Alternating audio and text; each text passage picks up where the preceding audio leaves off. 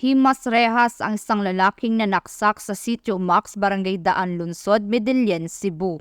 Kinilala ni Police Major Timothy Jim M. Romanillos, Chief of Police ng Medellin Municipal Police Station, ang suspect na si Felix, 42 anyos at residente ng nasabing lugar, at ang biktima nitong si Mario, 65 anyos at residente ng nabanggit na lugar.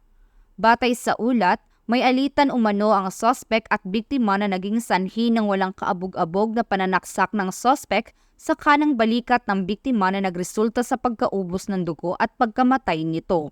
Agad namang rumesponde ang kapulisan ng Medellin Municipal Police Station na naging dahilan ng pagkakaaresto ng suspect. Mayong adlaw sa tanan, ako si Police Major Timothy Jim M. Romanillos, Chief of Police sa Medellin Municipal Police Station. Tungod sa paspas na pagresponde sa atong kapulisan, nadakpan namo ang suspitsado ug niya nakaron sa kustodiya sa atong police station ug mag-atubang siya kasong murder. Buot na kong ipaabot na walay lugar diri sa atong lungsod ang mga daotan na kalihukan. Ug musaad mi sa PNP na Medellin, nabuhaton namo na ang tanan na paspas sa pagresponde o pagsulbad sa mga kaso nato diri o kinahanglan namo ang suporta sa katawhan.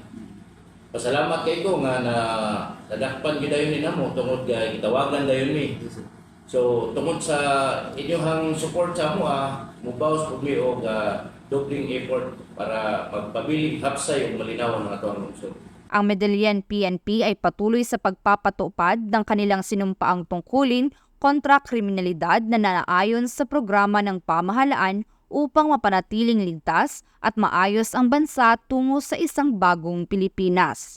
Mula dito sa Central Visayas, ako ang inyong Police News Network Correspondent, Patrolwoman Judith Nicanor, alagad ng batas, tagataguyod ng Balitang Pulis.